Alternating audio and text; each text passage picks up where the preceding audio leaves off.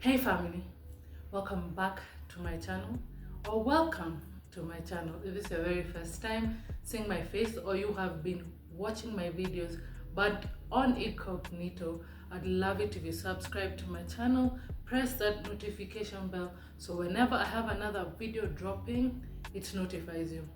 Also, I'd love it if you guys would like, share and comment. That is how you support me as I build my brand. For those who do not know, I am a certified life coach under Benjamin Zulu Global. I also go by Eunice Wambere Global on Facebook. I have a Facebook page. You can follow me there where I do write-ups.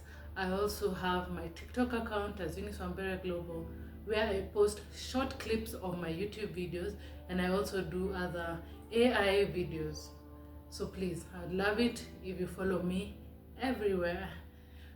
Now, let's go straight into my topic for today. I'll be talking about defining who our wife is. In today's society and in today's world, when you hear the word wife, the first thing that comes into mind is cooking, cleaning, and taking care of the kids. Let me start with a disclaimer. As I talk about being a wife, I'm not talking about being a wife in a girlfriend stage, okay? I'm not talking about being a wife in a fiancé stage. And I'm not talking about being a wife to a narcissist, which is a user, manipulator, controller, abuser. Those are not the kind of men I'm talking about. I'm talking about giving your heart, your soul, your mind, your everything to the right man.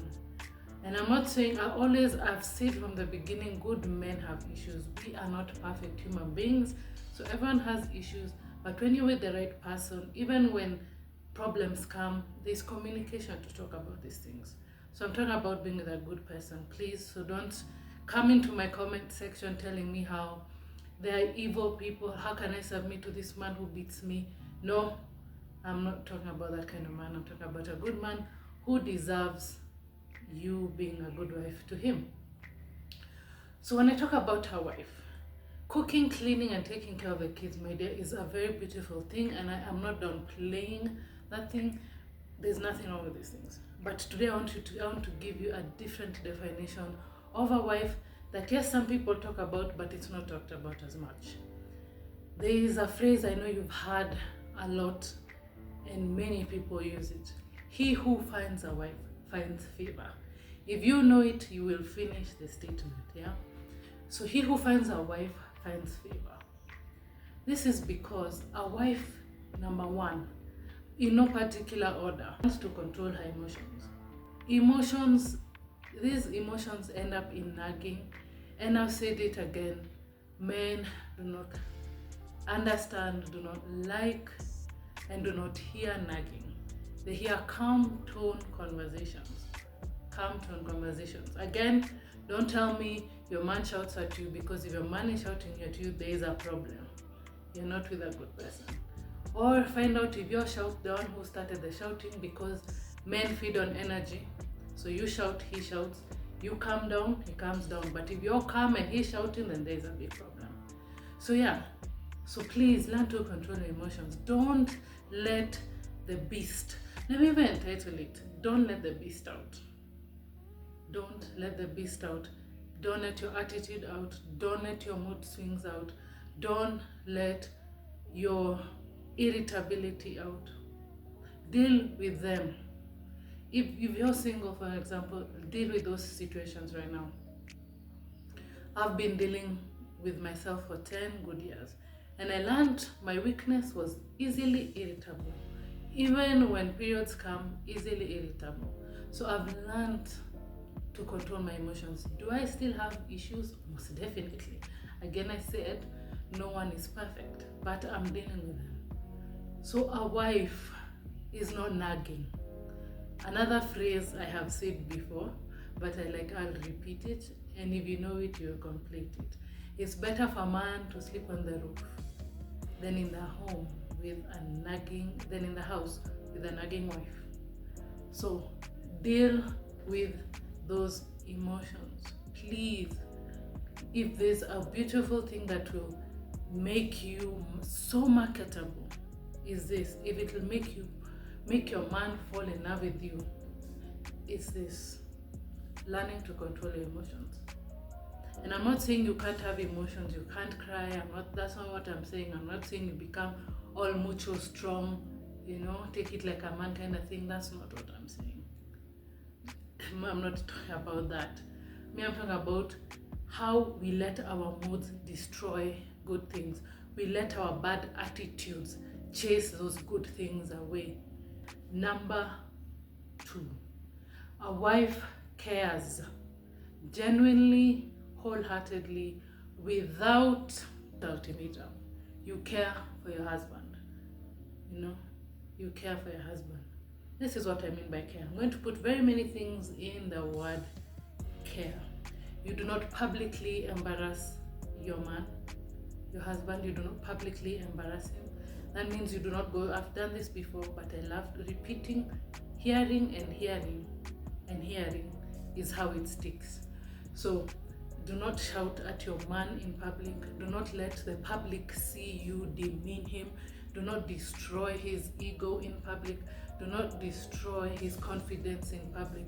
Do not make him feel like now people see him as less of, and in public is anywhere that is public, aka office, aka outside, or even inside the house, and you're shouting at the whole flat, the whole apartment block, the whole area.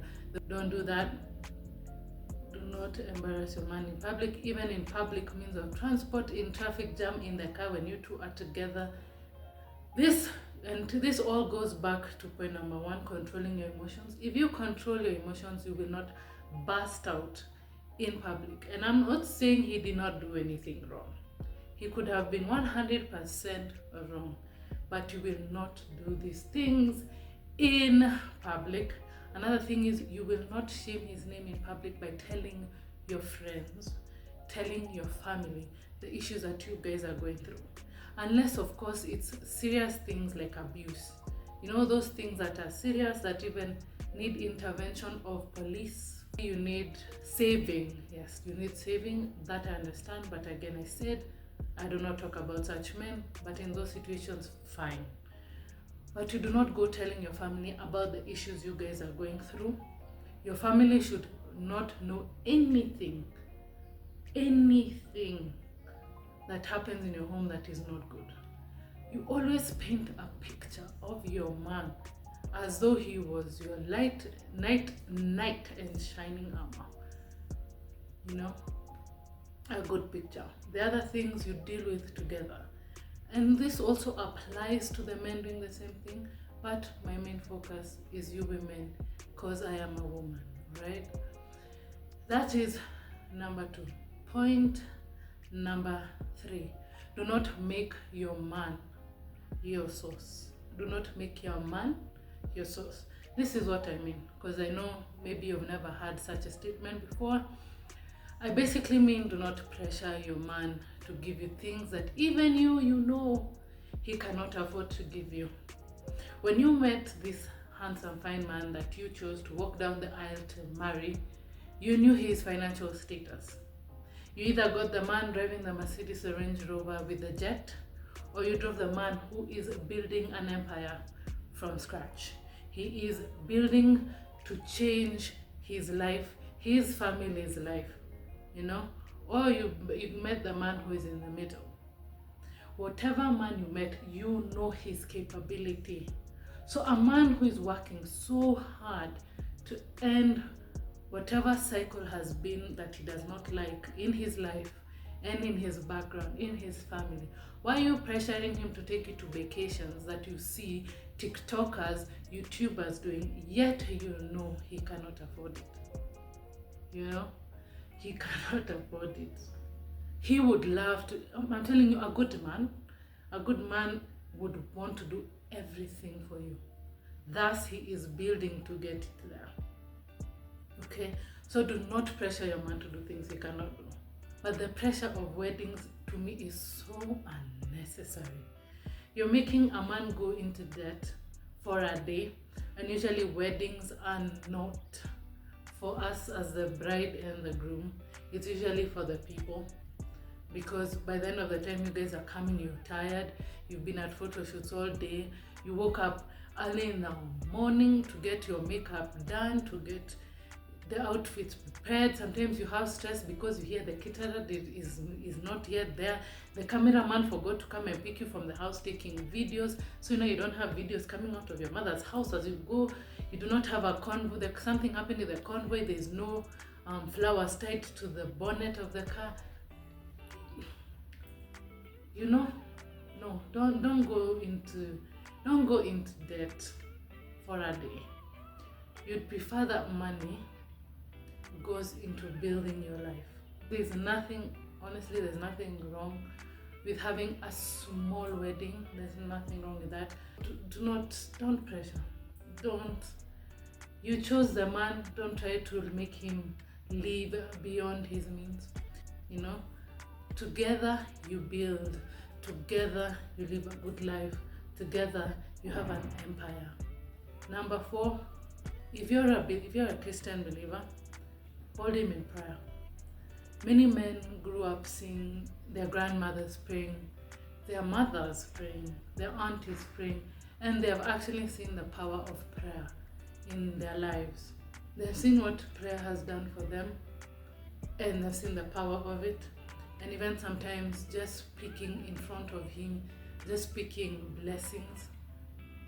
A man would love that. And I'm talking about believer to believer. Yeah? A man would love that. He would love that blessing. That blessing does something, and a man of God appreciates the blessing. That was for those who have that belief. So I will not stay strongly on that point because I know you know what I'm talking about. The last point. Be affirming to your husband. Be affirming to your husband. Now, we all know love languages, and I've done videos on love languages. Do this. He could be acts of service. He can be physical touch. He can be quality time. He can be gifts. And he can be words of affirmation. But maybe he's not words of affirmation, but every man needs affirmation. If you want to make a man feel like a king, affirm him. And this is what affirming is. It's giving words that build him up as a person, that just take his moods from down to up. You wake up in the morning and he's going to work, he's getting ready, and you're like, my king, today favor follows you. Favor is with you. You are a great man. You are a wonderful man. And I believe that your boss will see your greatness. I believe that everything you put your hands to shall prosper. I believe in you. I am proud of you. I see you. I see the things you do for me. I see the things you do for the home. I see the things you do for the children. And I appreciate you, my king. I appreciate you, my man. I have never been so happy to be with a man like I am with you. That is affirming a man, making him walk out there and feel like there is nothing in this world that can bring him down, because at home there's a woman who has told me how much she believes in me. That even gives him the confidence to do his work better, to be better at what he does. If you're the kind of wife who packs him lunch as he's going to work, even write a sticky note of affirmation. During the day, you just send a random text. It doesn't have to be all the time. Don't remember, we're not being predictable. We're just being spontaneous about it. Say those things you think. And I'm not talking about the evil things. Evil things, deal with them, But those positive things you think. I always say, if your man looks good, tell him he looks good. And by the time he assembled those clothes together, he was trying to impress you. When he smells good, it's you he's impressing. So let him know. But until then, see the same way I've been signing out since the beginning. Peace, guys.